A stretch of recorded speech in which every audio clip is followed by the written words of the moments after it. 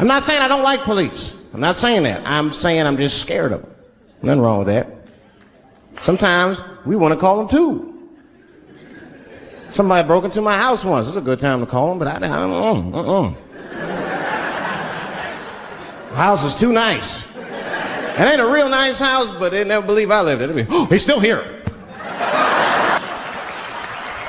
Oh my God. Open and shut case, Johnson. I saw this once before when I was a rookie. Apparently this nigger broke in and hung up pictures of his family everywhere. Well, let's sprinkle some crack on him and get out of here.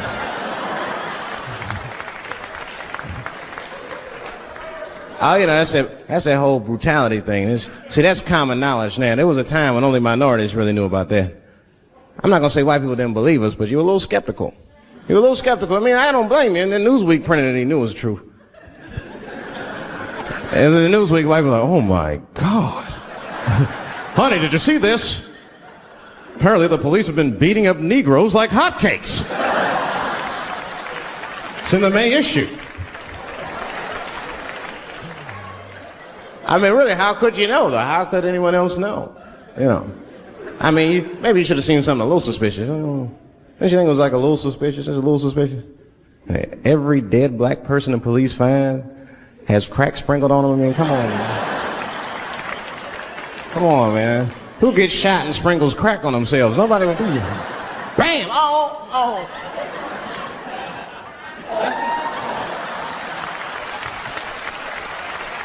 I don't want to leave no mysteries.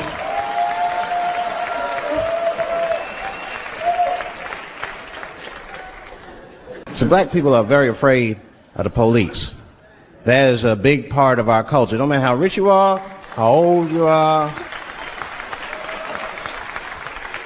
We're just afraid of them. We got every reason to be afraid of them. You know what I mean? Like, you a white lady, you ever been pulled over before? You know, and then what they say, let me see your driver's license and your registration, right? See, I'm just guessing.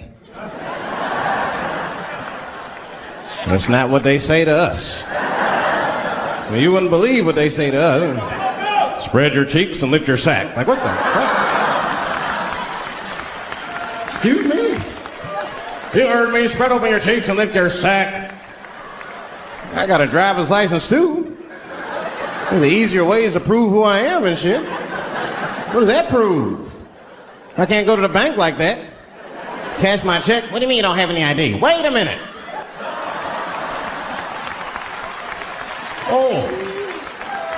Oh, I'm sorry, Mr. Chappelle. Right this way. Why didn't you spread your cheeks in the beginning? Scared of them. I'm serious, man. You ever be at a red light, the police might pull up next to you. It won't be no big deal for you, but you know what? I'll fucking fall apart. Oh, nigga. Oh, don't look over there, nigga. No. But I didn't always know that was a black thing. It took me a while to figure that out. I learned that shit in New York. I was in New York City. Now, I was hanging out with a friend of mine. He's a white guy, you know. We were just hanging out. And we were lost in the city. We were smoking a joint. Now, I don't know if it's a coincidence that we were lost and high and shit, but... my white buddy, he was smoking a joint. Dave, it's the goddamn cops.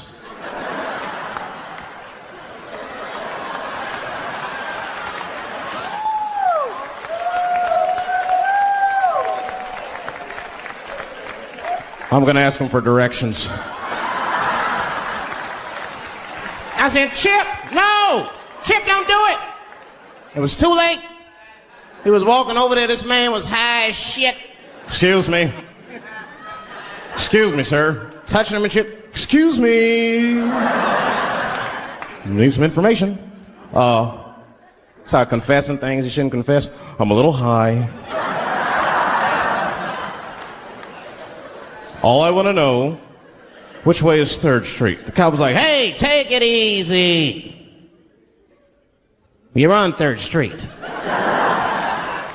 You better be careful. Go ahead, move it. Move it.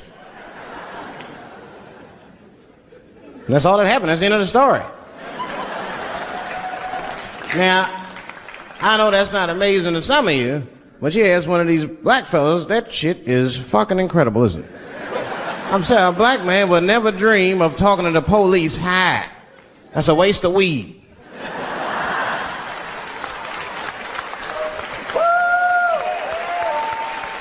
Serious.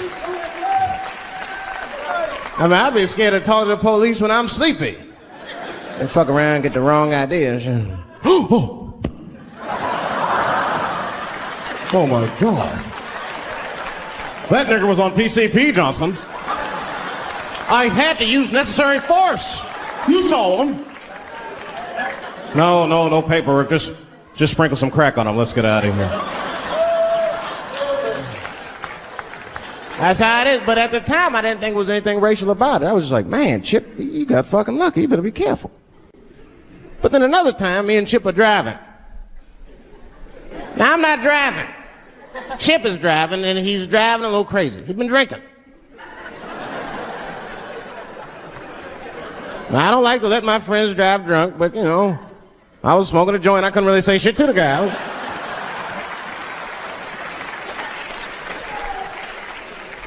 And we get at a red light. We stop at a red light. And a car pulls up next to us. And I'll never forget it. Chippy looks at me, he's all drunk, and she's like, Dave, I'm going to race him.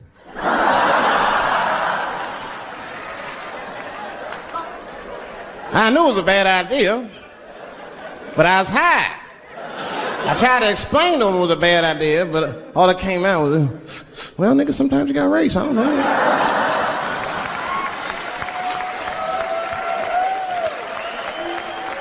Man, that light turned green and Chip took off, zigzagging and shit so no one could pass. The other car didn't even know he was racing.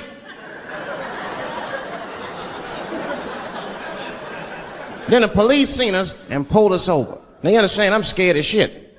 I mean, come on, the car smells like weed. I've been speeding, this man is fucking drunk.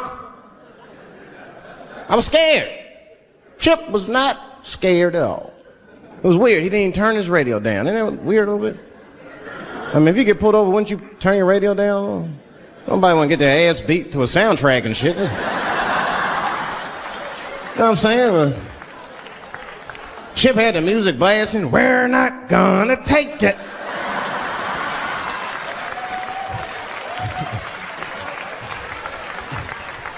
He looked at me and said, Dave, just relax. Close your butt cheeks. Just relax. Let me do the talking. You want to know what he said? This is almost exactly what he said. I couldn't believe it. He says, oh. Sorry, officer, I didn't know I couldn't do that. I was fucking shocked. The cop said, well, now you know. Just get out of here. Just get the fuck out of here. Chip said, okay, I will, sir. Thank you. What? What's wrong with you, Dave? I didn't know I couldn't do that. He said, that was good, wasn't it? Because I did know I couldn't do that.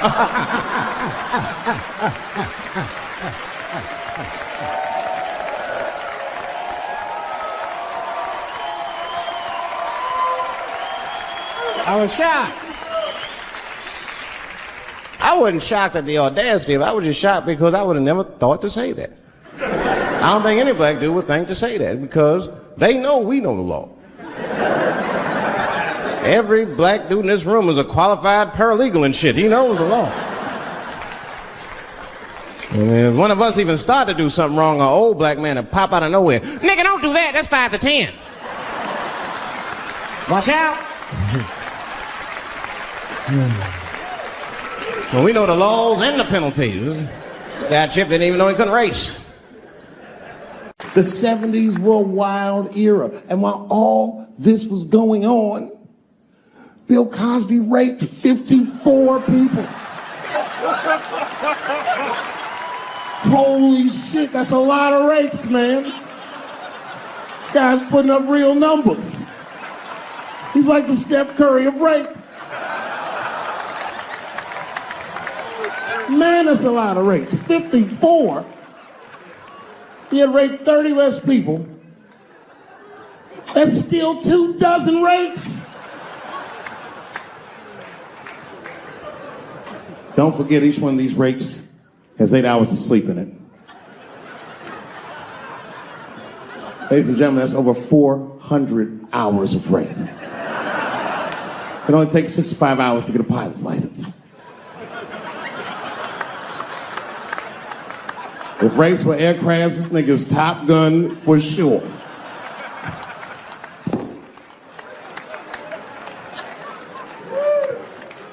Yeah, that's a tough one.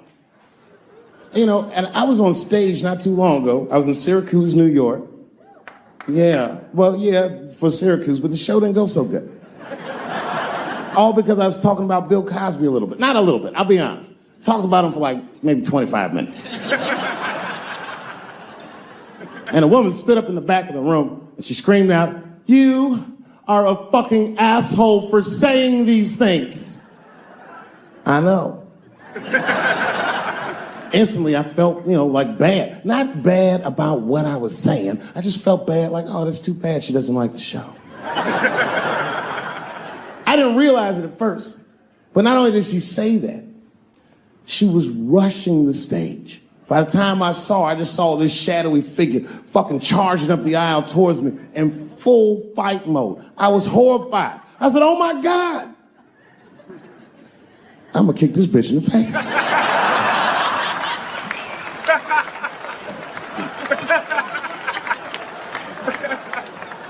Lucky for me, I didn't have to.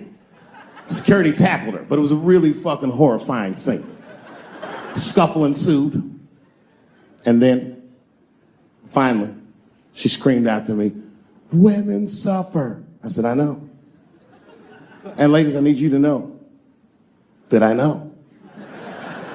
I need you to know, seriously, there's a lot of men in this room that identify themselves as feminists. I would include myself in that. Don't ever forget, we all have mothers and daughters and sisters and wives, and we want to see all these women do well and not be held back by their gender. There's a lot of men like that in this room. There's a lot of men like that in the world, or as we are known on the streets, bitch-ass niggas.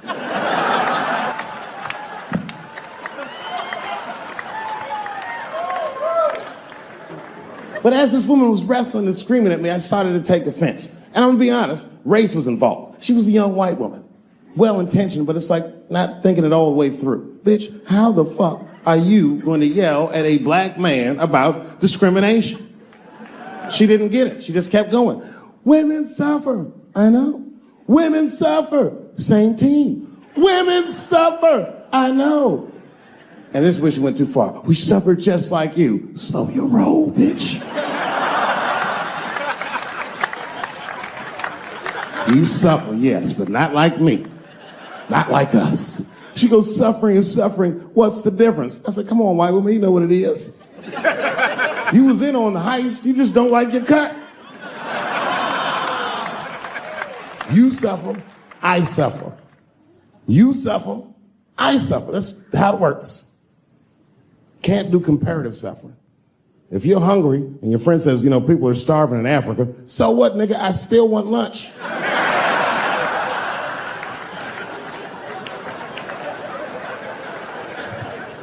Black people know about comparative suffering, and you know this is a fucking dead-end game. Blacks and Jews do that shit to each other all the time. You ever played Who'd Suffer More with a Jewish person? It's a tough game. Whenever you think you got the Jewish guy on the ropes, that motherfucker will be like, well, don't forget about Egypt. Egypt? God damn, nigga, I didn't know he was going all the way back to Egypt.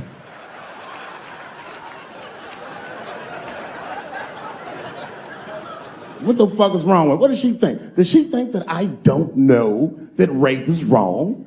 Does she think that maybe I don't have empathy for Bill Cosby's alleged victims? And I would be remiss if I didn't remind you that technically these are all still allegations, although I admit it looks very bad.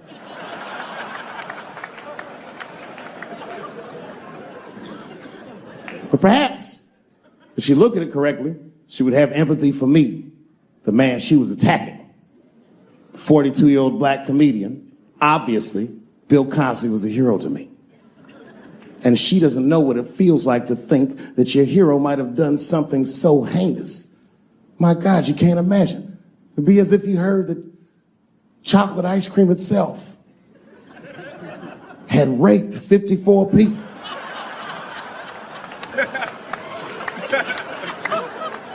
You'd say to yourself, oh man, but I like chocolate ice cream. I don't want it to rape. At first, I didn't believe it. I was like, man, these people are obviously trying to destroy Dr. Cosby's rich legacy. Even 34 allegations into it, I was still like, man, probably only raped 10 or 11 of those people. I know, but it's really tough. You know, you guys are young, so imagine if you found out 40 years from now that Kevin Hart raped 54 people. You'd be like, oh. The only one that would believe that would be Cat Williams. He'd be like, I knew that motherfucker was up to something.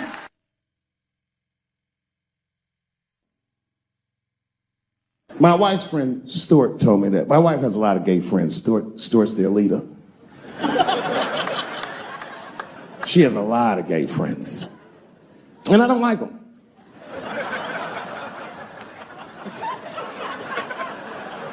Not because they're gay, I'm just judging them on the merits of their character. They're just not nice dudes. They're fucking rude house guests. They're sitting on my couch, giggling with my wife, eating my motherfucking macaroons.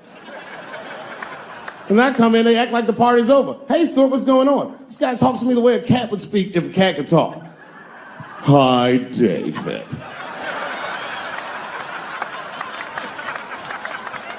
Stuart, what's all the beef, man? What's going on? He always wants to have some kind of gay political argument. The last one was about a petition in federal court to take the words husband and wife out of the law. I said, well, why would you want those words out the law? He said, because it discriminates against same-sex couples. I was like, niggas, please save me the semantics. Just trust me. Take your chips and get the fuck out of the casino. You're about to crap out. Just go outside, talk that over amongst yourselves, and whichever one of you is gayer, that's the wife.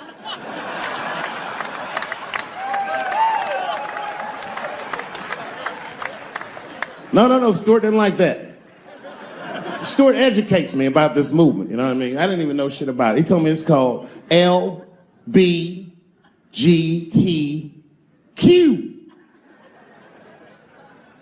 I was like, what the fuck is the Q?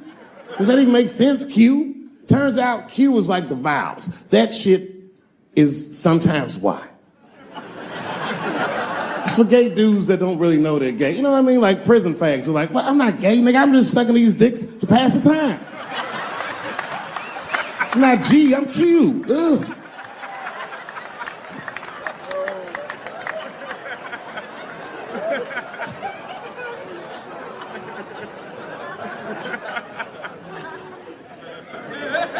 I think, okay, again, of all those letters, the T has the toughest road ahead. In fact, I think the T should stand for tough road ahead. They've got the longest mental gap to bridge. That's all I'm saying. Because, you know, whenever I see one of them T's on the street, I don't mind them, but I'll be like, man, I miss Bruce. I'm sorry, guys. I'm 42. I remember Bruce Jenner.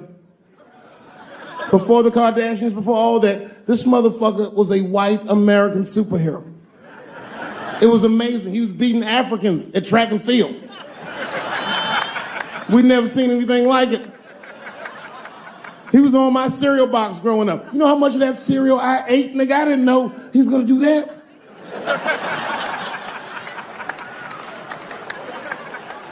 I knew before you guys knew. I heard things on the street in Hollywood. You know, you just be out, see people. Hey, what's up, Kanye? Why the long face? Nigga, you'll see. We got 2 mother-in-laws now. And when I heard he was gonna do it, I was scared. I didn't think the public was ready.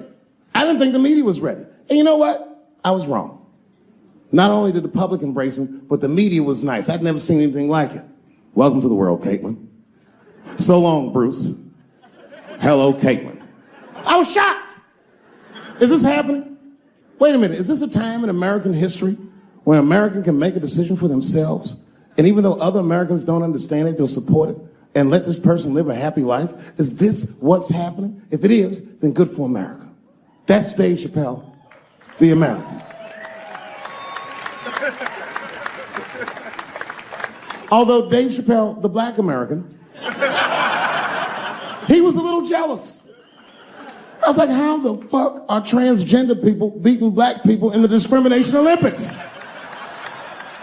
If the police shot half as many transgenders as they did niggas last year, it'd be a fucking war in LA. I know black dudes in Brooklyn, hard street motherfuckers that wear high heels just to feel safe.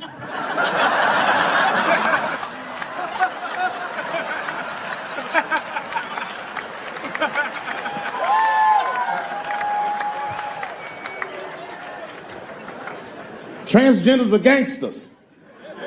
I used to do business with a transgender in Hollywood. Man, everybody would be scared of her in the boardroom. She'd walk in there, newly minted woman, high heels, purse. Wouldn't say anything to us, just walk around the conference table looking mean as shit.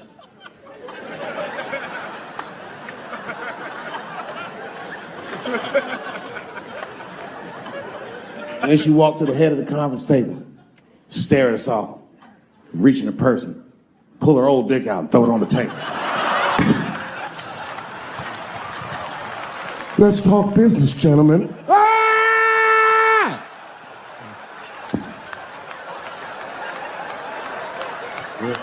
Shit is scary as fuck. If your best friend pitched that to you, you'd be horrified. Yo, nigga, let's go to the hospital and cut our dicks off and make pussies out of them shits. What? Can't we just get matching jackets or tattoos or something?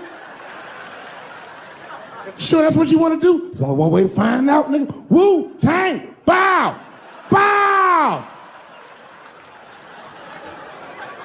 Let's go to the club and trick niggas into fucking us, yeah.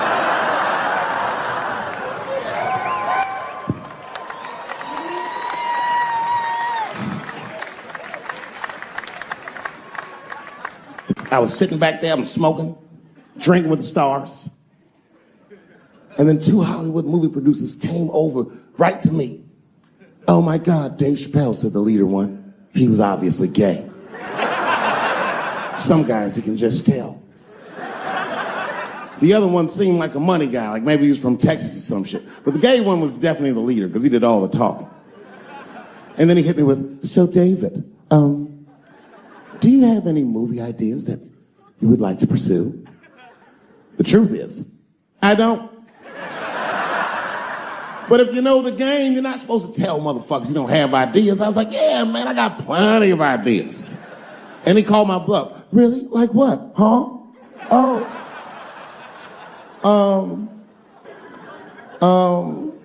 And then I just started making up shit that I thought maybe he'd like to see.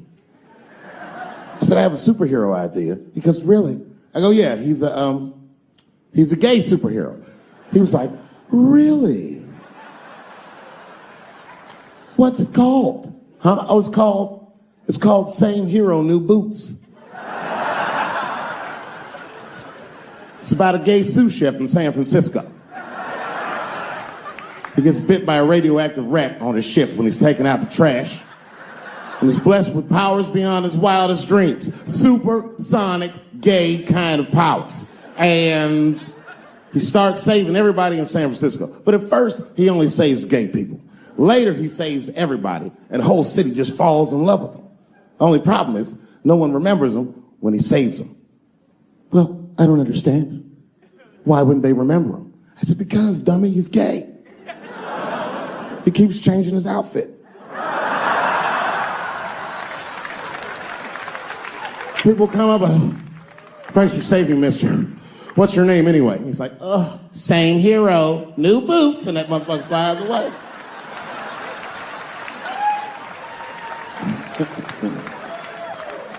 He was like, I like it a lot. The Texan didn't like that shit at all. He was upset. That's impossible, gay superhero. I said, what? Well, I have others. I have a superhero you love because he's stronger than Superman and he fights for truth, justice, and the American way like Superman, but more than Superman. He beats up Mexicans for no reason.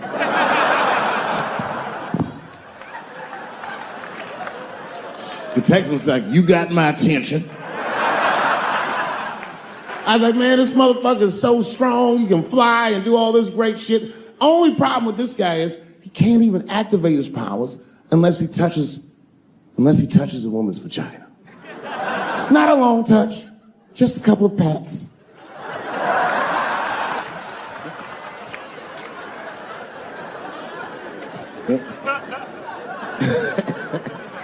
He said, well, what's the problem with that? I said, well, the problem, sir, is that our hero is not, he's not a handsome man. And he's often short on cash. So whenever trouble breaks out, he has to run around the city and convince women to let him pat their vaginas. Please, miss, that building's on fire. Can I pat your vagina quickly? People are dying, but he can't tell them exactly why. Ugh, get away, you're gross. Please, miss, people are dying. Just a couple of pats. Ugh, gross, get away.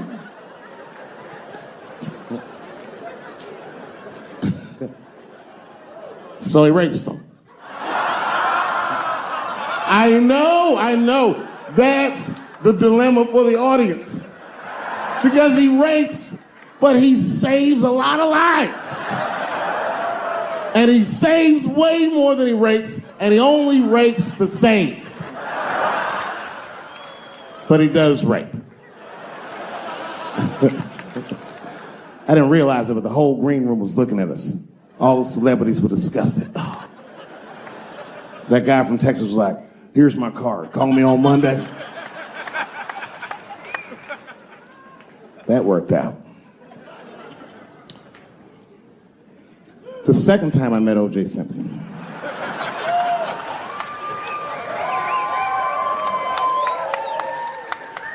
Man, but then I was like, fuck it, you're probably right. I am a pussy, I admit it. I'm soft and warm and persuasive like a real pussy. Right. And then I said, and if you don't take care of me properly, I might stink like your pussy. Oh, we fight dirty at the Chappelle household. It's not a big deal. No. If you want to get to the bottom of a matter of the heart, what you're supposed to do is ask a woman. Now, actually, there's two women that I know. They're both college professors in this little area I live in. And I meet them twice a week at Starbucks for coffee. Talk about important shit. And I asked the girls who was in the coffee clutch, I said, yo, why y'all think that this woman stayed with Ray Rice after he punched her in the face with all his strength?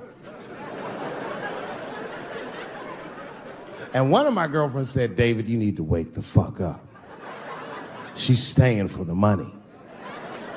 Well, now, wait a minute, because my other girlfriend was like, I disagree.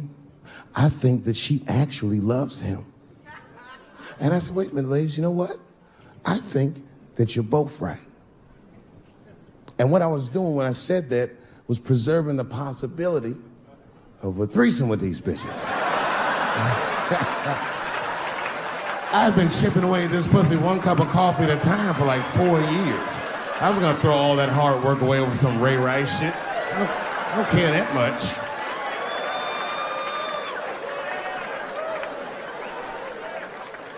I'm just being real. It's fucked up, man. It's a tough time for the blacks. I love you too.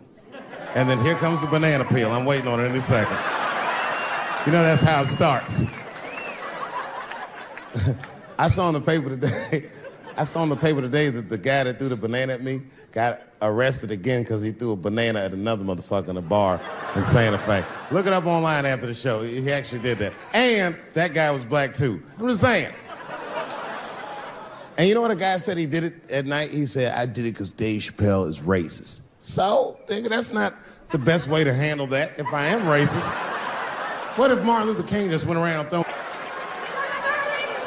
Huh? I seen your girl bubbling. She's drunk as hell, buddy.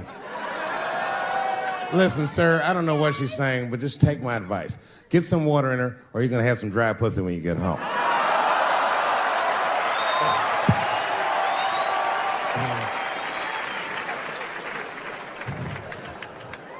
His dick's gonna be shaped the fuck up tomorrow.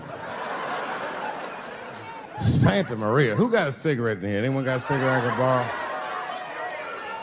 Yeah, you fella. Yeah, please. Well, let me see this.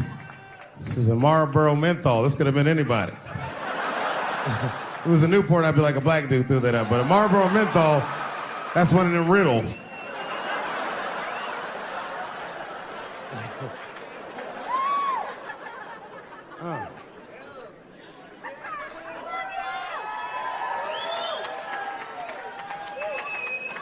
Is the word pussy offensive? All right, just checking. I asked that crowd when we was in Denver, I said, is the word pussy offensive? And the whole crowd said no, except for two people. One was a woman in the front, she's older than me, maybe around my age, definitely a feminist. You know what I mean? Short haircut, plaid shirt, you know what I'm saying? And she didn't say it offended her. What she said is, she said, I'm uncomfortable with that word. And I was like, really? You? And then before I could ask her why, there was one other guy, he was in the balcony. Now, I don't think he was saying this to me, but he said this. Everybody heard him say it. He goes, it's delicious.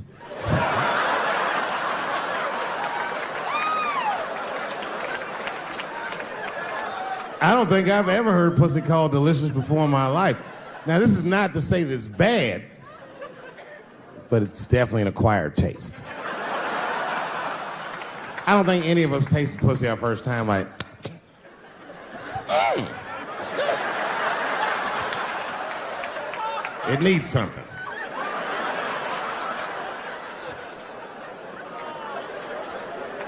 You know, it's illegal for a gynecologist to say the word pussy. They can only say vagina, or they can name individual parts medically, but they can never say shorthand, even if the gynecologist is a woman.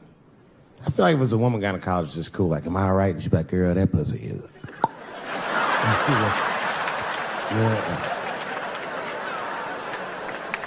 I don't think men should be allowed to be gynecologists. That shit is a conflict of interest. Even when my wife was pregnant, we used to go to the gynecologist. And he'd put her legs up in that stirrup like this. He'd be like, all right, Miss Chappelle, just try to relax. I push it, back up, motherfucker, I got this. Just tell me what to look for.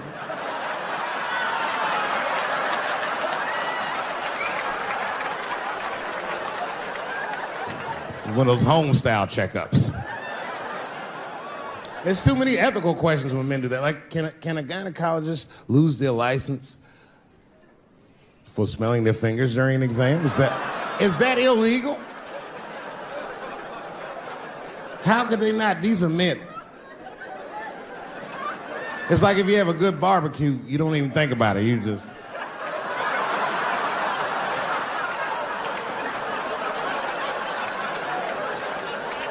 The word pussy is only offensive if you're older. People my age and younger, I don't think we dance to that shit. That song come on the radio, say, I beat the pussy up. That's on the radio. I beat the pussy up. That's a pretty harsh song. It's like nothing like a love song. There's no tracks of his tears, no midnight trains to Georgia. This man simply beats the pussy up. Unbelievable. You don't even know if he's having sex with these women. They might just pull their pants down. He'd be like, bah! G-Unit.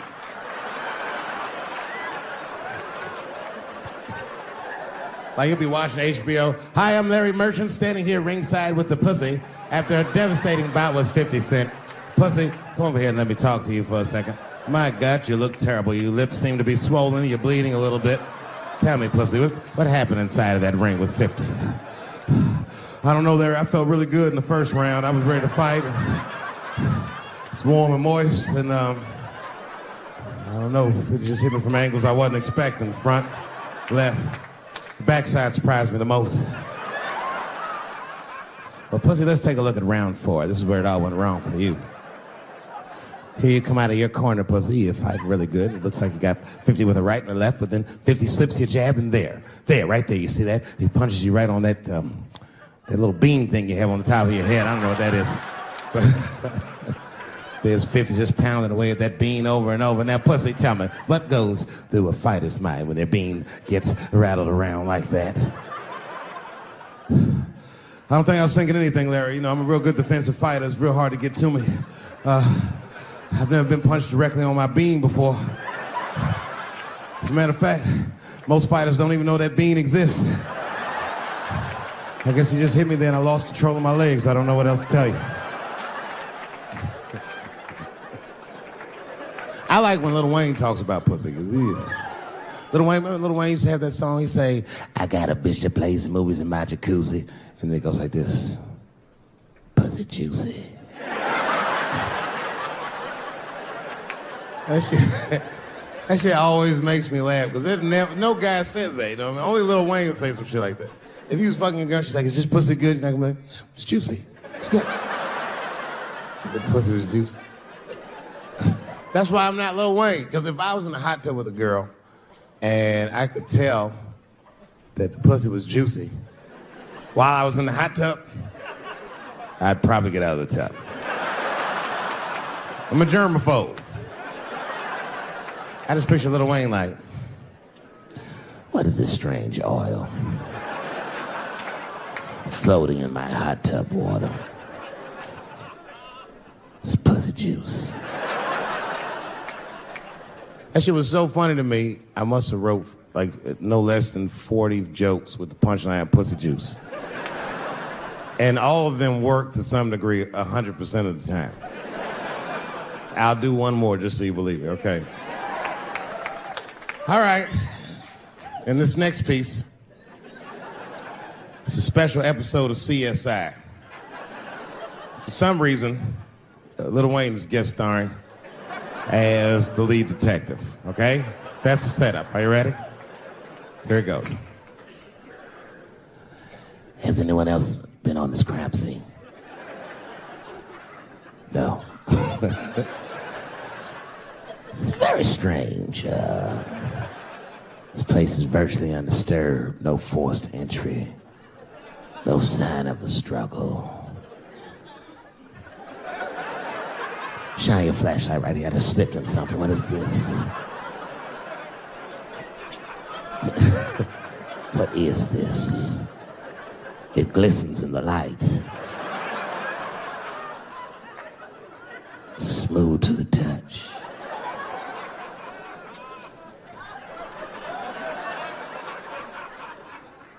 This is pussy juice.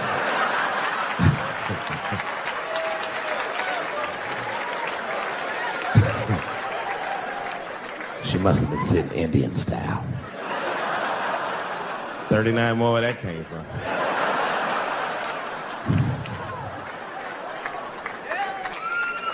Everybody's mad about something. I have no problem with gay people, but I fucking hate bloggers. I'm not saying it because this person was gay. They was just acting like a bitch online. They was like mischaracterizing my jokes, trying to make a point off of me, when it's like, yo, I'm your ally, motherfucker. I'm not trying to stop gay people. I got better shit to do. This motherfucker was saying things to try to get gay people to beat me up. Seriously, he was like, Dave Chappelle's jokes. I don't know how he actually talks, I'm just making his voice up. Dave Chappelle's jokes were an affront to the manhood of all gay men. What the fuck does that mean? I didn't say anything that would allude to gay men not being men. I know you men. In fact, what could be manlier than fucking another guy in the ass? It's the most gangster shit I've ever heard of in my life. I told you I'm not cut out for that. I'm a pussy. You know what I said? That's all I said. First of all, I'll tell you right now what I said. And I will tell you that this was not a joke. It's a true story. And I just happened to tell it. All right, what happened was I went to a gallery party. all right? I don't know who in here has ever been rich before, but these are very nice parties. Wine and cheese and ball of conversation. And there was a few eccentric types, one of which was a very wealthy man that happened to be wearing a dress. I don't know what you call him, man. This is a tranny or drag queen, perhaps. Whatever it was definitely a man. And this man was definitely on drugs. I don't know what kind of drugs he's on, but I knew he had too much. He didn't look good. It's like this. He's like, he looked sick. And all his friends were standing around him, concerned, trying to revive him. I don't know whether it looked like some kind of gay CPR. There was fanning and shit.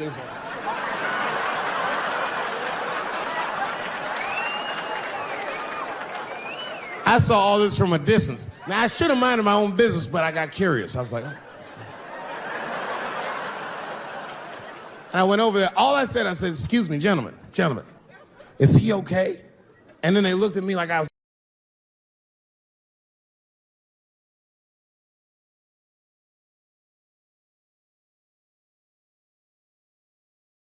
I came back here where I started because I will shoot my final Netflix special tonight.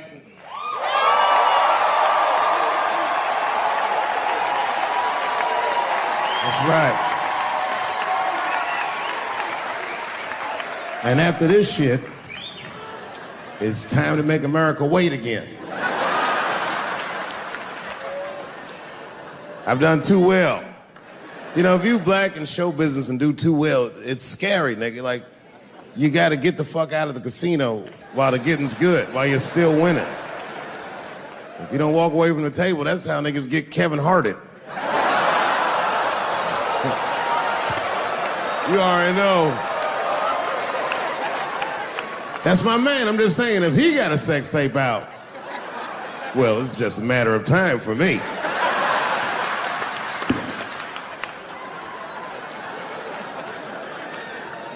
But you know why I be thinking sometimes I want to stop doing comedy?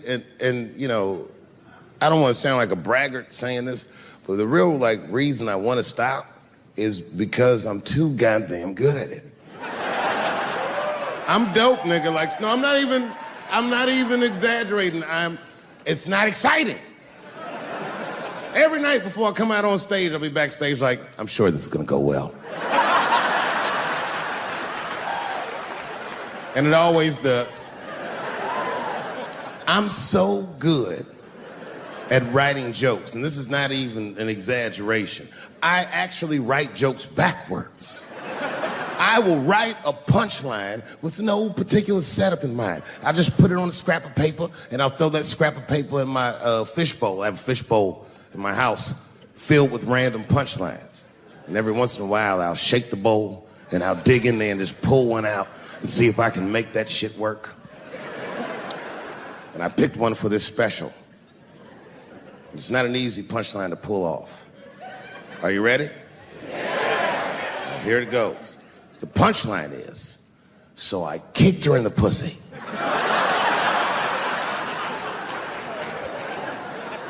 I haven't finished the joke yet. I just know whatever happens in the beginning of the joke, at the end of the joke, for some reason, I'm gonna kick somebody in the pussy. And it's going to be hilarious. And you know what's weird? I've always been this talented. I can't remember a time when I wasn't. You know, when I was growing up, I was probably about 8 years old, and at the time, we were living in Silver Spring. Yeah. Yes. Common misconception about me in D.C. A lot of people think I'm from the hood. That's not true. But I never bothered to correct anybody because I wanted the streets to embrace me.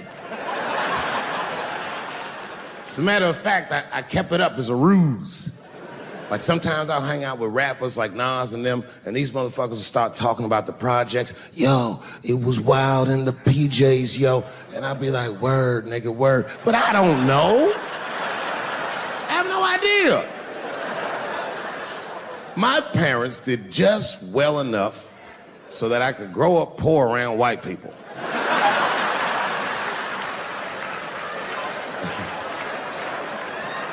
And to be honest, when Nas and them talk about the projects, nigga, I used to get jealous because it sounded fun. Everybody in the projects was poor, and that's fair. But if you were poor in Silver Spring, nigga, it felt like it was only happening to you. Nas does not know the pain of that first sleepover at a white friend's house. And you come back home on Sunday and just look at your parents like, y'all need to step your game up. Everything in Timmy's house works. Remember the first time you saw that? In a cold winter, and you'd be at a white friend's house and see the motherfuckers in their living room without their coats on?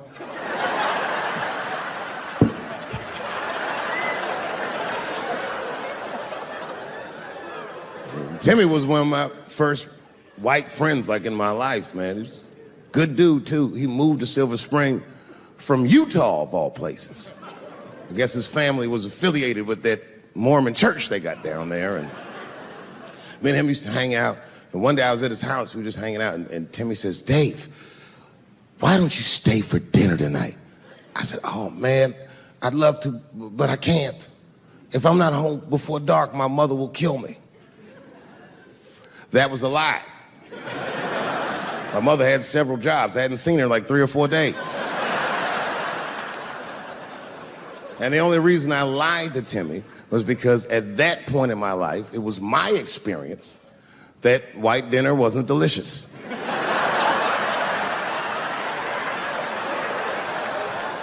I'd rather go home and fry some bologna or some shit like that.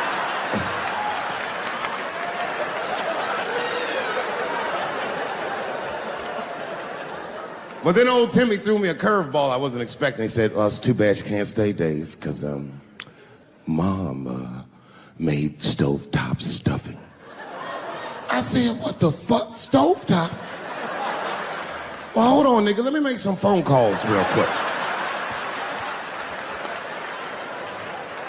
I had seen that commercial so many times, I had dreamt of getting my hands on some of that stovetop stuffing. And finally, I met a motherfucker that actually had a box of stovetop in the house. I couldn't miss this opportunity, so I pretended to call my mother. And then I came back and I said, Timmy, you're not gonna believe this great news. Mom said I can stay. And he said, fantastic. He said, why don't you come with me and we'll help set the table and then we can say the blessing. I had no interest in setting this motherfucker's table or saying these crazy ass Mormon prayers. I just wanted that goddamn stuffing. So I told Timmy, I said, you know what? I'd love to help, but let me go wash my hands first. My plan was simple. Wash my hands slowly, and by the time I'm done, the table will be set, the blessing will be said, and all that there will be left to do is eat. Went to the bathroom. I washed my hands very slowly. I must have been in there for about 10 minutes. And suddenly, one of his mothers came to the door.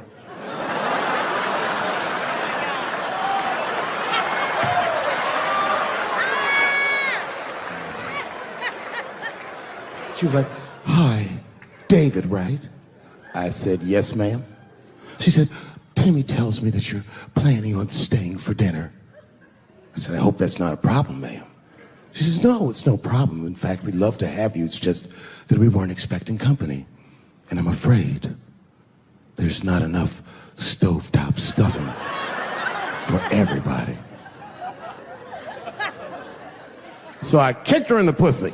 Bam! Ladies and gentlemen, I told you I'm dope, nigga. I told you what I was gonna say and you still didn't see it coming. And that's why I make the big bucks.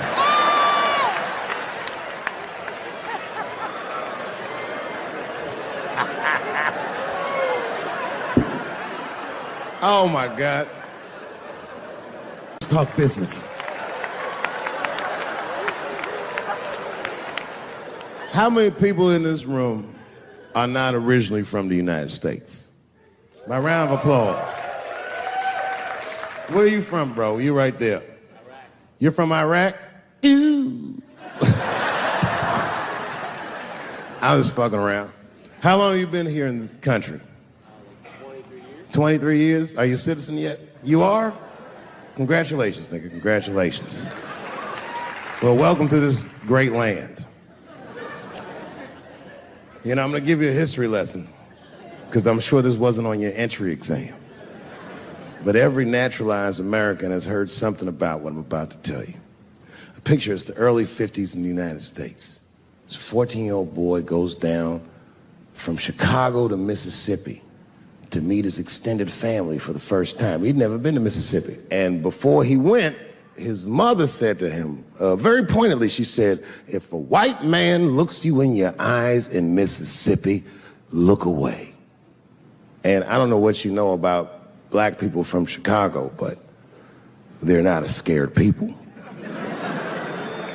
Legend has it, he was in front of a convenience store, hanging out with his cousins, having a good time, and a white woman walked out of the store, and he thought she was pretty, and he said, bye, baby, not realizing that he had just made a fatal mistake. 4 days later, a group of adult white men burst into this family's home and snatched a 14-year-old boy out of bed in front of his family that was powerless to stop them, and he was never seen alive again. His name was Emmett Till. They found his body maybe a few days later. It was in a creek, tied to a wheel so it would sink, horribly beaten and bloated. Hideous. And lucky for everybody in America, his mother was a fucking gangster. She was.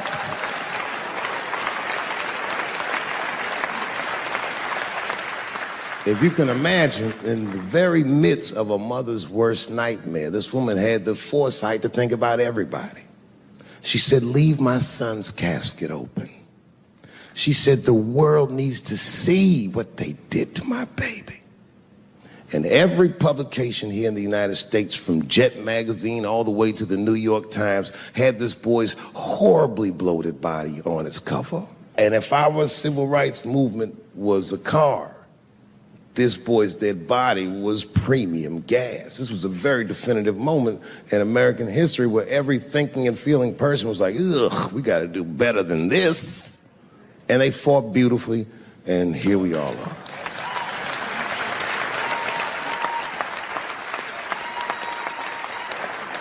And the reason that I bring that up tonight and why it's relevant now is because less than a year ago, the woman that he allegedly whistled at admitted on her deathbed that she lied in her court testimony. And you can imagine when we read that shit, we was like, ooh, you lying ass bitch. I was furious. But that was my initial reaction. And initial reactions that we all learned as we get older are often wrong or more often incomplete. They call this phenomenon standing too close to an elephant. The analogy being that if you stand too close to an elephant, you can't see the elephant. All you see is its penis-like skin.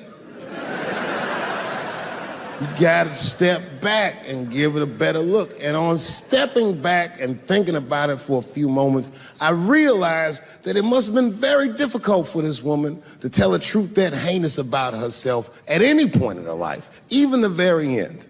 And I was grateful that she had the courage to tell it before she left this world, because it's an important truth and we needed to know.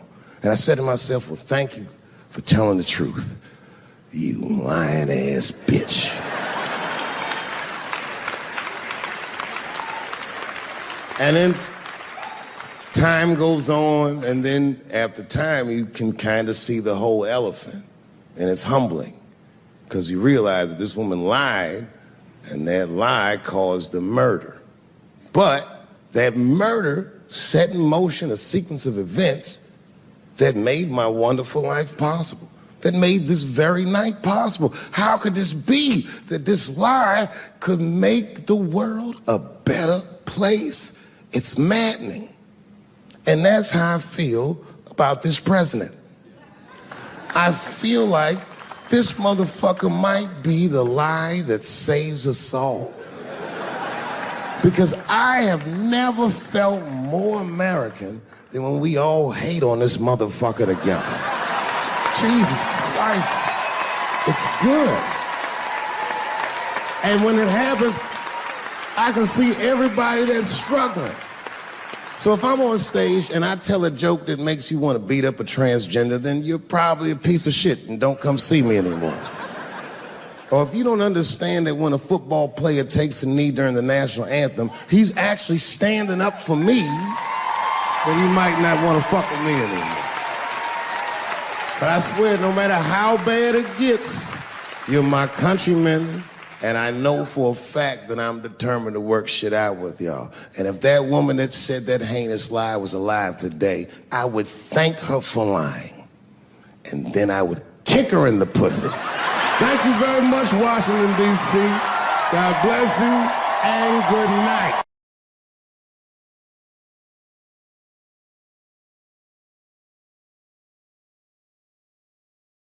I came back here where I started because I will shoot my final Netflix special tonight.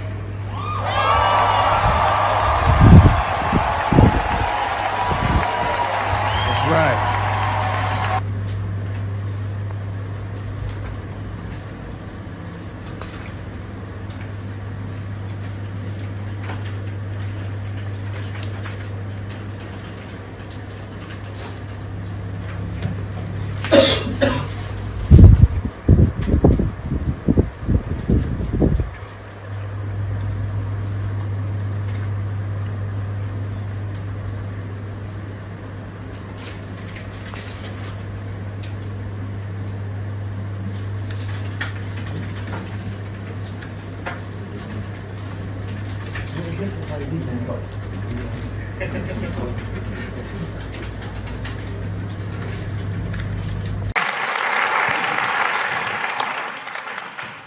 After I did Lorne Michaels, after I did Saturday Night Live, Lorne Michaels said something that I gotta share with you. He goes, "You went to Peggy Capeford School, didn't you?"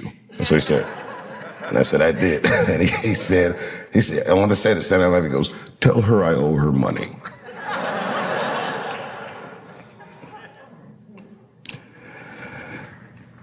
You know, I never asked to have this theater named after me.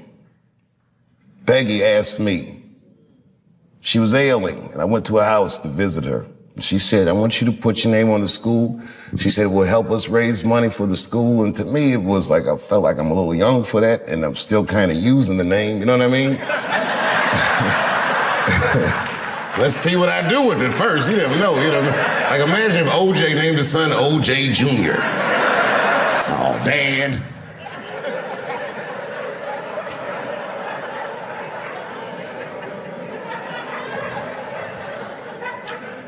And around then, I was receiving the Mark Twain Prize, huge honor. And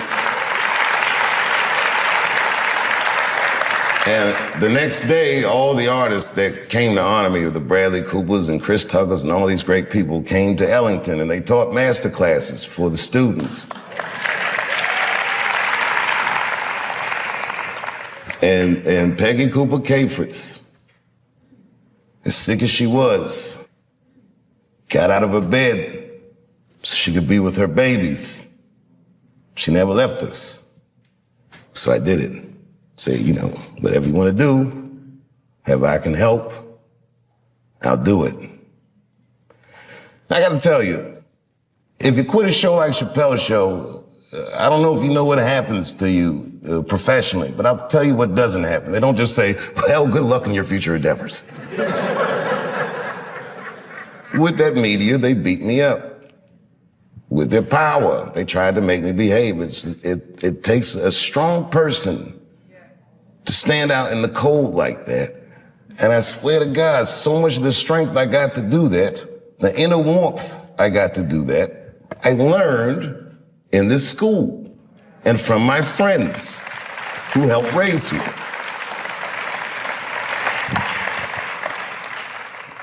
So why wouldn't I do anything I could to help my benefactor. And the last time I came back, after the closer, when the kids were mad at me, I gotta tell you, that was quite the day. All the kids were screaming and yelling. I remember I said to the kids, I go, well, what do you guys think I did wrong? And a line formed.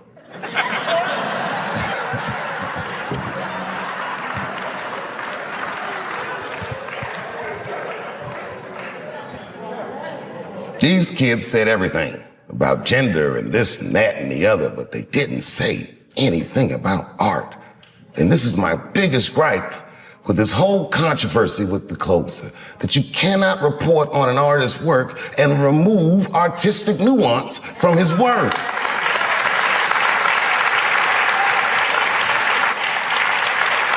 It would be like if you were reading a newspaper and they say, man shot in the face by a 6-foot rabbit, expected to survive. You'd be like, oh my God. And they never tell you it's a Bugs Bunny cartoon.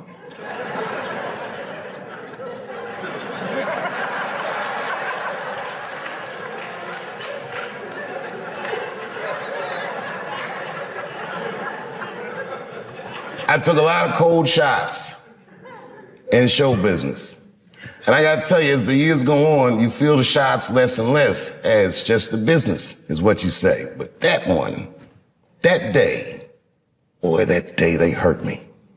When I heard those talking points coming out of these children's faces, that really, sincerely hurt me.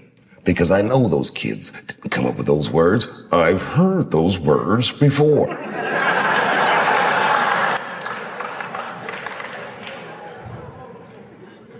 The more you say I can't say something, the more urgent it is for me to say it. And it has nothing to do with what you're saying I can't say. It has everything to do with my right, my freedom of artistic expression that is valuable to me, that is not separate from me. It's worth protecting for me, and it's worth protecting for everyone else who endeavors in our noble, noble professions. And these kids didn't understand that they were instruments of oppression. And I didn't get mad at them. They're kids, they're freshmen, they're not ready yet. They don't know. What made me mad, and I am this petty,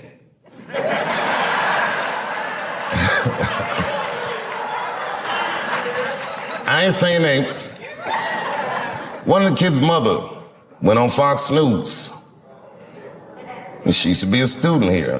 I remember her face, but I don't know if she was particularly popular. Anyway.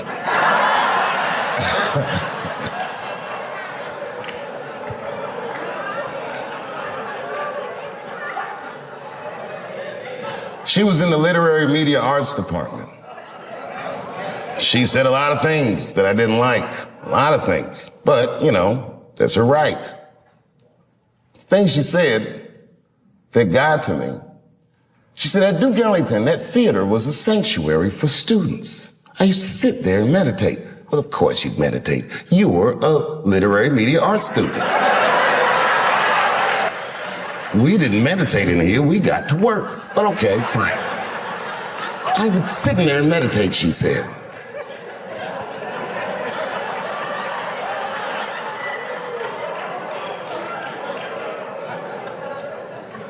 And then she scrunched her face up. She's a beautiful woman, but her face looked hideous the way she scrunched it up. And she said, and just to imagine his name on that theater. How could you do that to those kids?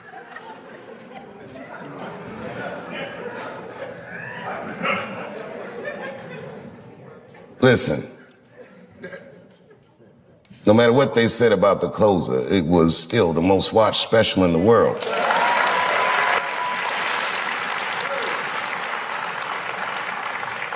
And I am still of the mind, and I say this with all humility, it is a masterpiece. And I challenge all my peers to make its equal.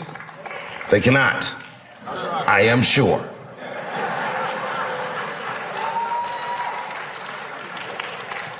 It will be decades before you ever see someone in my genre as proficient as me.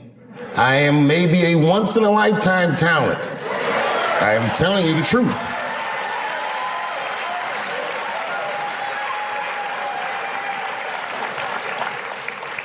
About 3 weeks ago, I saw in the newspaper that they said a man that was dressed in women's clothing threw a pie at the Mona Lisa and tried to deface it. And it made me laugh because I'm like, it's like the closer.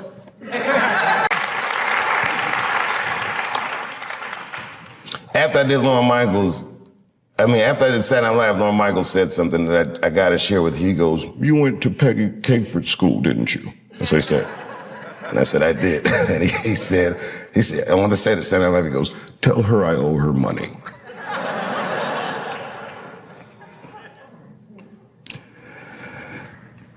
You know, I never asked to have this theater named after me.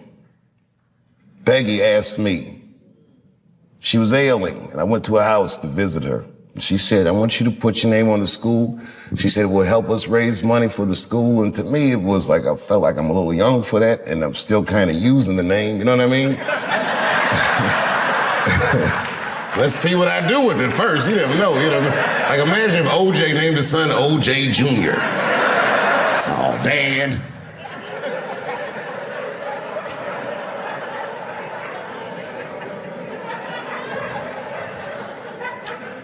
And around then, I was receiving the Mark Twain Prize, huge honor. And the next day, all the artists that came to honor me, the Bradley Coopers and Chris Tuckers and all these great people, came to Ellington and they taught master classes for the students. And Peggy Cooper Cafritz, as sick as she was, got out of her bed so she could be with her babies. She never left us. So I did it. Say, you know, whatever you want to do, if I can help, I'll do it. I got to tell you, if you quit a show like Chappelle's show, I don't know if you know what happens to you professionally, but I'll tell you what doesn't happen. They don't just say, "Well, good luck in your future endeavors." With that media, they beat me up. With their power, they tried to make me behave. It takes a strong person to stand out in the cold like that. And I swear to God, so much of the strength I got to do that, the inner warmth I got to do that, I learned in this school and from my friends who helped raise me.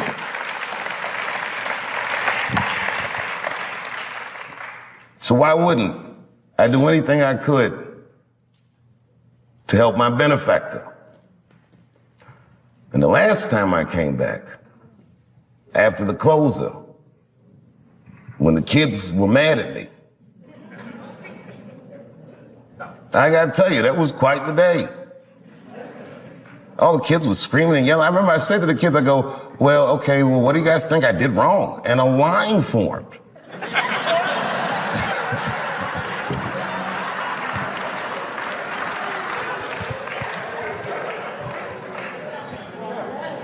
These kids said everything about gender and this and that and the other, but they didn't say anything about art. And this is my biggest gripe with this whole controversy with the closer, that you cannot report on an artist's work and remove artistic nuance from his words.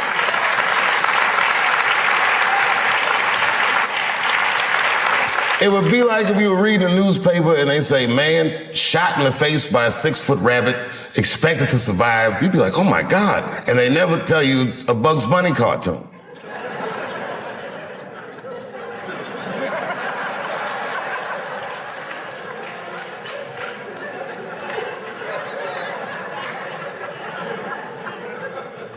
I took a lot of cold shots in show business. And I gotta tell you, as the years go on, you feel the shots less and less as just the business, is what you say. But that one, that day, boy, that day they hurt me. When I heard those talking points coming out of these children's faces, that really, sincerely hurt me. because I know those kids didn't come up with those words. I've heard those words before.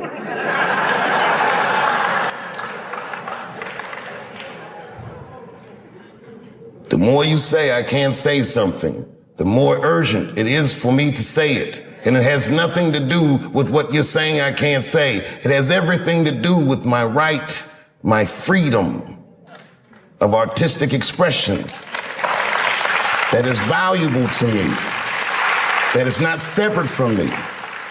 It's worth protecting for me, and it's worth protecting for everyone else who endeavors in our noble, noble professions. And these kids didn't understand that they were instruments of oppression. And I didn't get mad at them. They're kids, they're freshmen, they're not ready yet. They don't know. What made me mad, and I am this petty,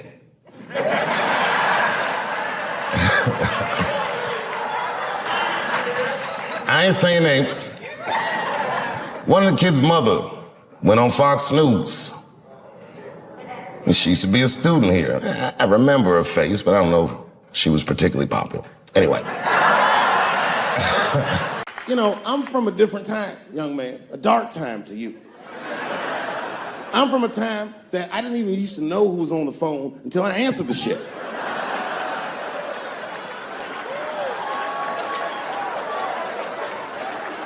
Like when tragedy used to strike. I remember I was 12 years old and the teacher wheeled a television set into the classroom. You remember these days? And she turned it on to one of 3 channels. And she said, class, the space shuttle is taking off and we're all gonna watch it take off. Man, that shit was going great for like 3 to 5 minutes. That's right, you remember, it fucking exploded. Right on television, everybody on board, dead, immediately presumed dead. It was so bad, the teacher looked at all the kids and was like, you can go home. It's a goddamn national tragedy. This was Cold War America. The Russians were laughing at us. My point is, for a guy your age wouldn't even know the pain because in your generation, it's like the space shuttle blows up every fucking day. How can you care about anything when you know every goddamn thing? I'm getting over one cop shooting, and then another one happens, and then another one happens, and another one happens. I'm crying about Paris, and then Brussels happens. I can't keep track of all this shit, so you just give the fuck up. That's the hallmark of your generation. And that's fucked up because your generation lives in the most difficult time in human history. This is the age of spin. The age where nobody knows what the fuck they're even looking at. Did you know that Planned Parenthood was for abortions? It's for people that don't plan things out at all.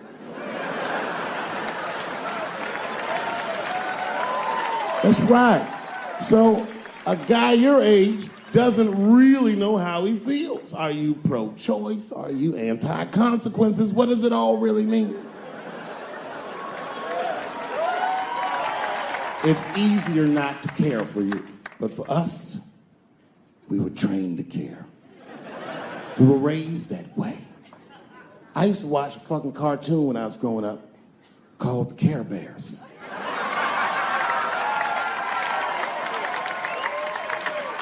It was about a fucking group of teddy bear people.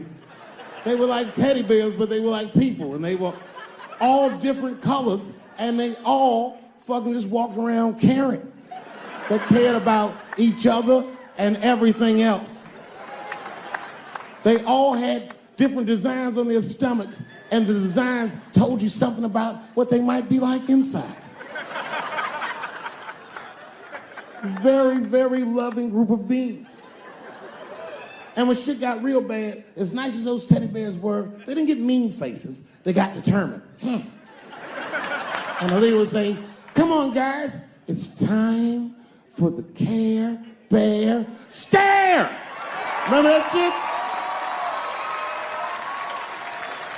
And them little teddy bears would lock arms and stare at the problem and I'm not even bullshitting, actual love would shoot out of their chest and would dispel anything that was fucked up. And when we grew up, we wanted to be like those babes. And then we got our hearts broken because we found out that life wasn't gonna let us do that. And that it's impossible to shoot love out of your chest. However, I have shot love onto somebody's chest before.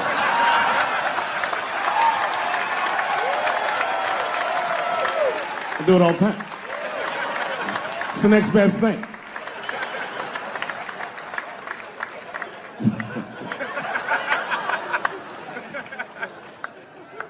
Oh yeah, you kids don't know. Your generation is just determined to be angry, mad. Everybody's mad. Back when we were growing up, only black people were mad. Now, everybody's just trying to get in on the act. I try to think to myself, well, when did everyone get mad? And then I realized this happened before we were born. This is a long way to go, but probably started in the Second World War. Think about it. All these black men, millions of black men, leave the United States for the first time, go over to Europe with America's armed forces and fight the Nazis and make more money fighting Nazis than they ever dreamed they would make in the United States. And a lot of those men, while they were in Europe, just to be real, not to be crass, a lot of them probably got their dick sucked by white women. I'm sorry, ladies and gentlemen, this was World War II Europe, and these were desperate times, and penises were being sucked for shoelaces and chocolate and very frivolous things. And it's very hard to come back to America and sit on the back of the bus after you've been in the south of France getting your dick sucked for a Crunch bar or some crazy shit like that. That's a life-changing experience. And while that was happening in Europe, here in America, for the first time, women entered the workforce en masse by the millions. All the men were gone. Someone had to run the factory. The ladies did it. That's right. This was the first generation of American women to have independent income en masse. And when the men came back, the women weren't the same. American women had grown. They were uttering phrases that no woman on earth had ever spoken before. Things like no and shut the fuck up and I don't feel like it.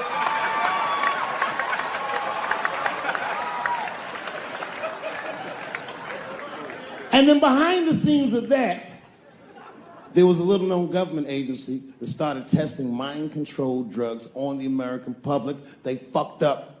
They tested it for 12 years. They didn't realize these drugs were not mind-controlling. They were mind-expanding. It was LSD and mescaline and shit like that. And for the first time, there was a new school of thought that was chemically induced that made people question the very society they lived in. By 1960, the President of the United States was only 42 years old. Can you imagine? DMX is older than that. And he was going to usher in a new era of peace. He was going to avoid the Cold War. He was going to end segregation. And they blew his fucking brains out in front of everyone in Dallas. This country was never the same. There were 7 more major assassinations in the 60s. Anyone that stood up and said anything was shot down the streets like a fucking dog. Kennedy, King, X, Evers, on and on. You didn't even have to be famous. You could be a college student at Kent State or in Mississippi protesting the Vietnam War, and they shot them too. You know, I'm happy really to see black people come. You know, a lot of black people don't fuck with me like they used to. But there's a lot of reasons. There's a few reasons you don't see black people at my shows. One is because obviously black people have slower internet connections. I mean, that would be my guess. I don't know what. Actually, my own actions drew a wedge between me and the community I hold so dear. A couple of weeks ago, I was supposed to be in Flint, Michigan for a charity benefit that was supposed to raise awareness for the appalling condition of the water in Flint. I don't know if you know this, but the water in Flint is fucking poisonous. It's actually making people sick. I mean, Hollywood people like, so what? At least they have water. But this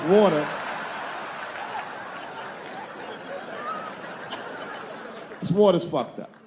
So a lot of black celebrities flew into Flint, and they did a tremendous charity benefit, and I was on the schedule to appear.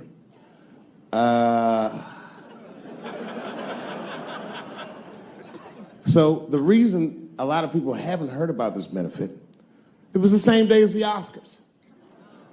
Right, I know. So I was on my way to the airport to go to Flint, and then Chris Rock calls me and is like, hey, Dave, I got a ticket for you for the Oscars. Can you make it?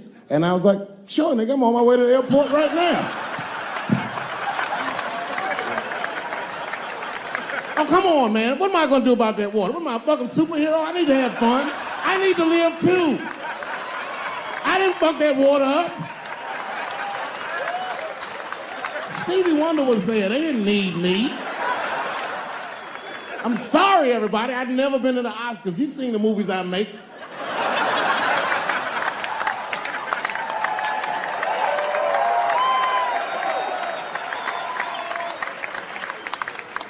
I was excited as fuck. I knew I was going to get in some trouble because when I was walking in the red carpet, the black press came after me. Excuse me, brother. When you hear somebody call you brother too much, something terrible's about to happen. Excuse me, brother. And then I looked back, and the motherfucker had a tuxedo with the kente cloth tie. I said, uh-oh. He said, I just want to ask you a couple questions. I said, what publication are you with? He said, me, I'm with the Daily Bongo. I said, Daily Bongo? What the fuck? Who the fuck reads this? He said, listen, brother, I just want to ask you a quick question. You understand that this year, this is a boycott for the Oscars, so I'm just wondering what made you, of all people, cross the motherfucking picket line and be here tonight. I said, boycott? Nigga, I haven't been working in 10 years. What do you mean boycott? I've been on strike. Y'all niggas didn't stop working. I had to watch fucking Key and Peele do my show every night.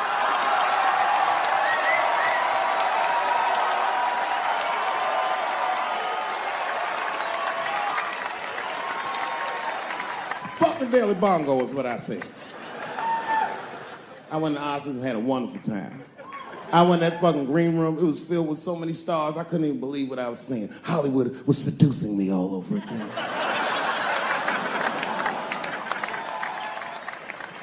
Yeah, no, it was now in the gay community's defense, Manny Pacquiao said some outlandish shit about gay people.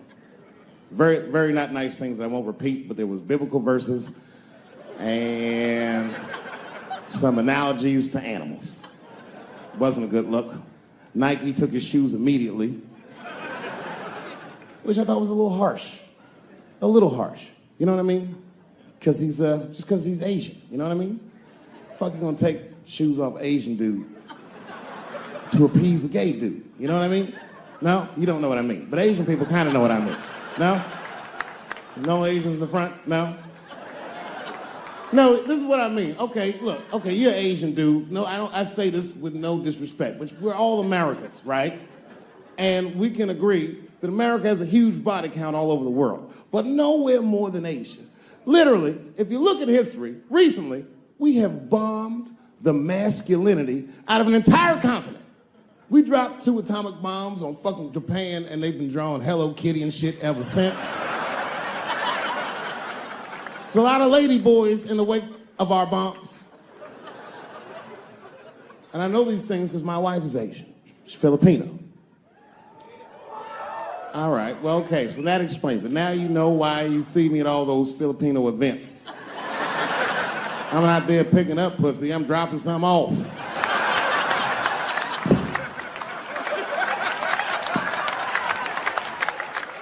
I take my wife to all that shit. I took my wife to see Pacquiao fight Mayweather. We sat ringside, okay?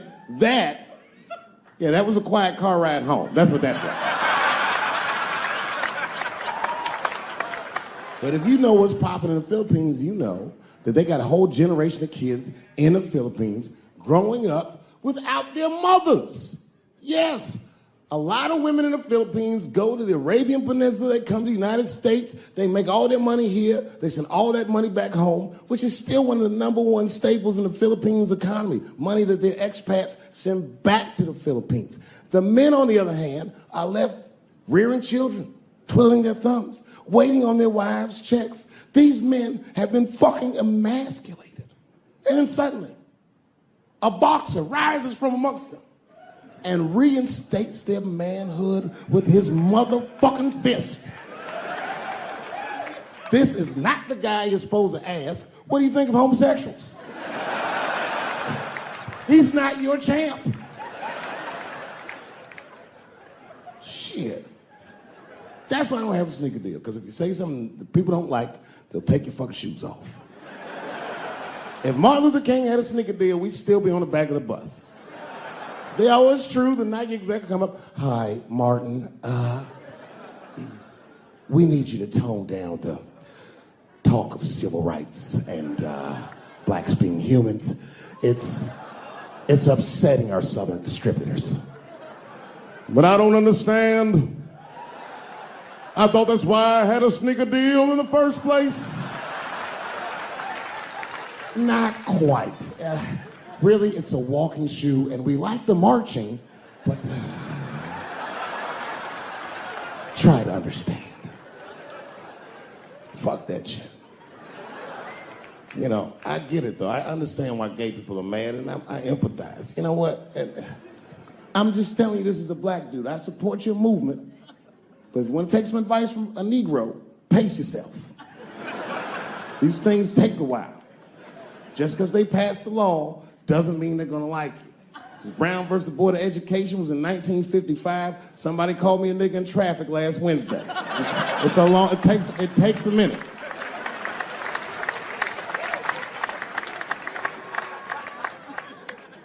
Very nice restaurant, but it's a nice restaurant if you're a white person from Ohio that's never been anywhere before.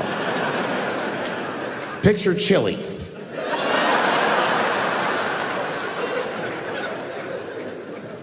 I'm sitting in the bar, I'm having a drink by myself, and the only other person in the bar is a woman, a couple stools down, and she was alone, and she was older, and that made me feel sad because it was the holidays. So I told the bartender, send that woman a drink on me. Just trying to spread the cheer, and I wish I didn't. This woman wanted to talk. She wasn't mean, she was nice, but she just wanted to talk about shit that, you know, I mean, the nigga that's trying to get drunk don't want to hear about this bitch remodeling her bathroom, and I'm sitting there trying to be polite. Oh, subway towels, word. But then she hits a lick, piqued my interest. She says, my daughter is coming home for the holidays. Oh, that's great news. I'm glad you're not gonna be alone. And then she goes on and on about how great her daughter is. I guess her daughter got a new agent, and she's out in Hollywood, she's in movies and on television and all this stuff. And as she's telling me this, I'm thinking, this woman is so sweet. She probably doesn't even know who I am or what I do for a living. Because I know what your daughter's out in Hollywood doing.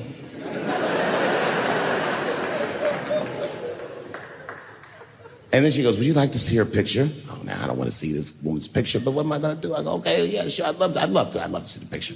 And I grab the picture, and this is all I say. Oh, she's very beautiful. And as she puts the picture away, she looks mean all of a sudden, like she caught me in some kind of trap. What does that face mean? And then she goes, she's transgender. And I think to myself, oh, this bitch does know who I am.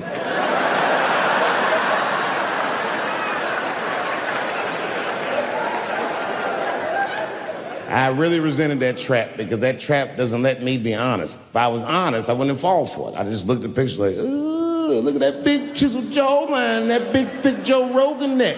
Is that a dude? Is your daughter a man? Can't say that shit. For the Thursday that's Thanksgiving, and I'm in a totally different bar. And this bar, trust me, it's not a nice place. It's foul. It's one of those bars where the top shelf should be under the sink. This is where the poor whites drink, the tiki torch whites. You know what I mean? Them white people, they believe in Q and they love Trump. You know what I mean? Like Michigan white people.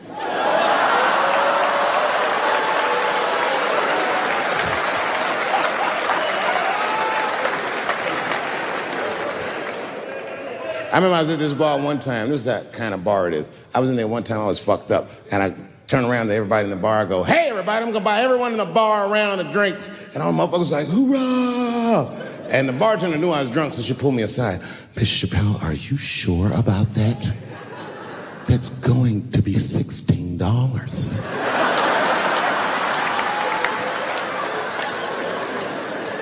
Tough time for the whites. And this was a holiday weekend, you know what I mean? These motherfuckers was having a rootin' tootin' time. They was in there partying, making all them noises. Woo! Ow! Yow! You know all them noises white people make before lynching? They was doing all that shit.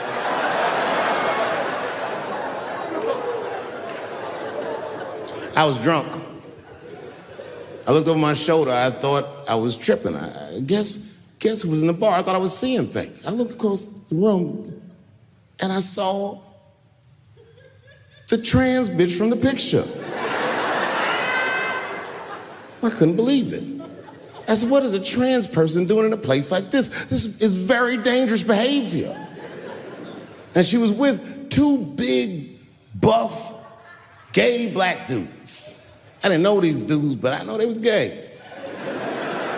If they had a dick in their mouth, they wouldn't look any gayer than they did just sitting there. They had 1980s gay face. You know what that is? Remember in the 80s when gay people looked surprised all the time?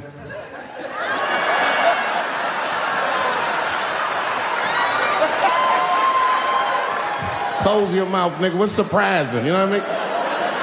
But they was huge. They looked like Juicy Smouillet's trainers.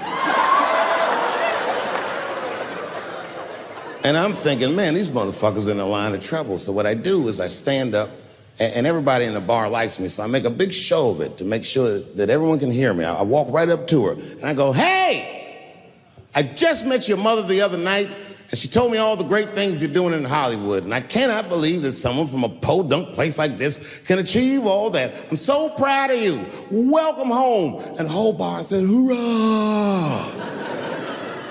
And I said, whoosh. That ought to buy her some time. You know what I mean? A couple more drinks and these fellas are gonna start asking her for some pussy she might not have.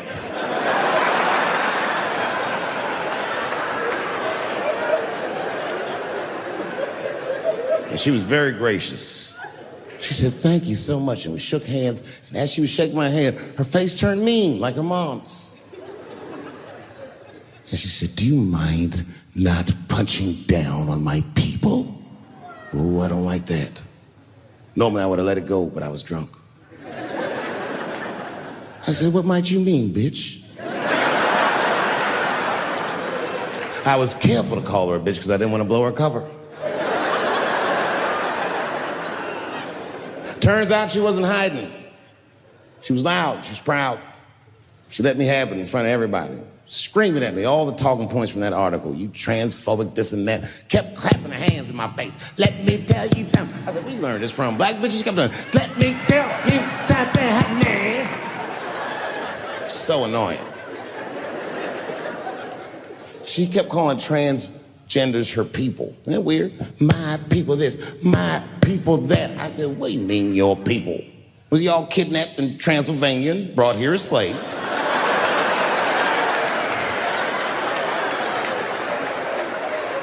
She said, my people have struggled for decades, honey.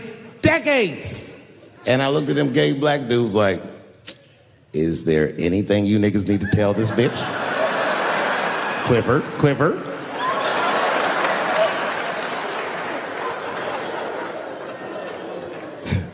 I'm exaggerating. She's actually a very nice person, and I'm cool with her now, but boy, that shit got on my nerves.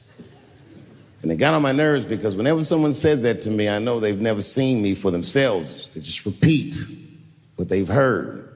Any of you who have ever watched me know that I have never had a problem with transgender people. Maria, And just when I thought I had you guys on the ropes, you changed all the rules. Oh, yeah? Yeah, motherfucker. Well, I'm a girl now, nigger, and you must treat me as such. Call me a girl, nigger. It's annoying as fuck. No. Go back tonight after the show. Watch every special I did on Netflix. Listen to everything I ever said about that community. I'll go through them. I said, how much do I have to participate in your self-image? I said, you shouldn't discuss this in front of black people. I said, I know niggas in Brooklyn that wear high heels just to feel safe. I asked you, why is it easier for Bruce Jenner to change his gender than it is for Cassius Clay to change his name?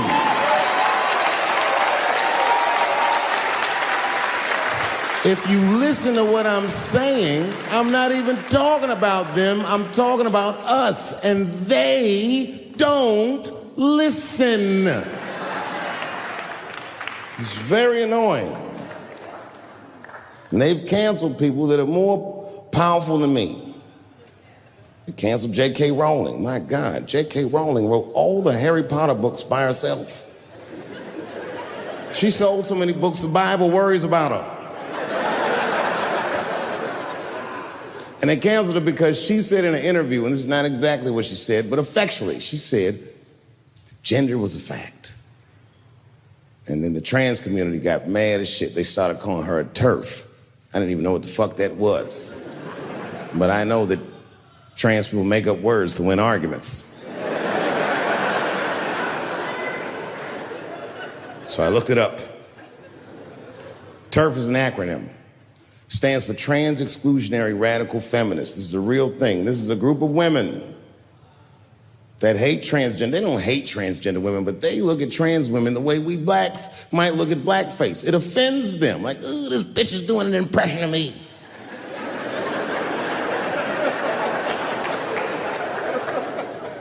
Now, I shouldn't speak on this because I am not a woman, nor am I a trans. But as we've established, I am a feminist. That's right.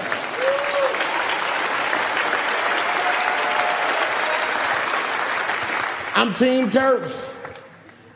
I agree, man. Gender is a fact. You have to look at it from a woman's perspective. Look at it like this. Caitlyn Jenner, whom I've met, wonderful person. Caitlyn Jenner was voted Woman of the Year. Her first year as a woman. Ain't that something? Beat every bitch in Detroit. She's better than all of you. Never even had a period. Ain't that something? Oh, I'd be mad as shit if I was a woman. I'd be mad if I was me. If I was in a BET Awards sitting there and they're like, and the winner for Nigger of the Year, Eminem, my man.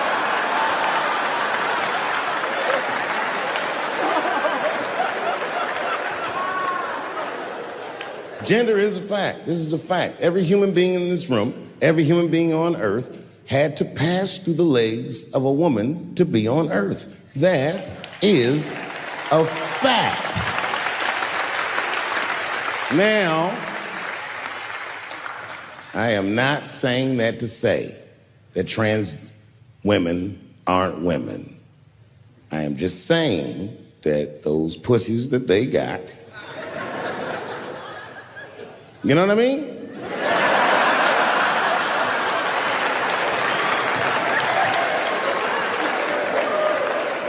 I'm not saying it's not pussy, but that's like beyond pussy or impossible pussy. You know what I mean? It tastes like pussy, but that's not quite what it is it? It's not blood, that's beet juice.